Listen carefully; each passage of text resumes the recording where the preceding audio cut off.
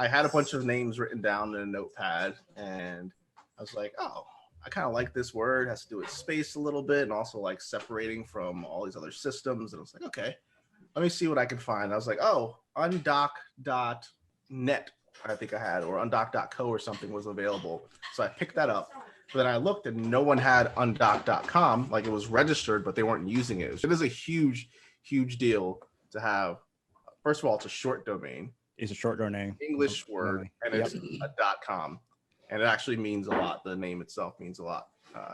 And in the past, seeing some of those can be really, really expensive, right? And hundreds of thousands, millions of dollars, depending. I mean, undoc.com wouldn't be millions of dollars, but something like calm.com or Uber, they paid over $1 million in equity at that time for uber.com. So nowhere near that. Was also able to trademark it. And then there's the name itself, which is also important to me. I've named a bunch of businesses before and I ended up changing them. I was like, I don't need to be super descriptive with it because I don't know exactly where it's going to go. So I wasn't going to call it like calendar or something like that, or even like scheduler or anything like that. So I was like, let me just find.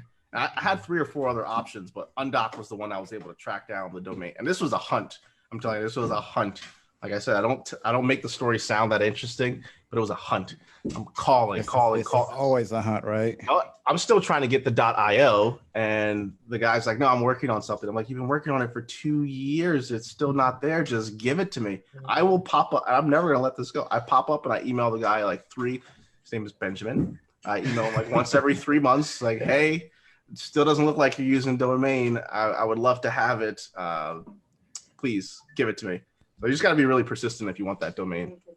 Well, cool. I mean, that's a cool story, man. I gotta think that persistence early on. I mean, the importance of you really talking about building a huge company, right? Yeah. You've seen so many companies like exchange a lot of dollars around the domain name. So when I initially met you and saw that, I was like, man, he's early on, but I mean, that's a short word. I was like, he did something to get that domain name.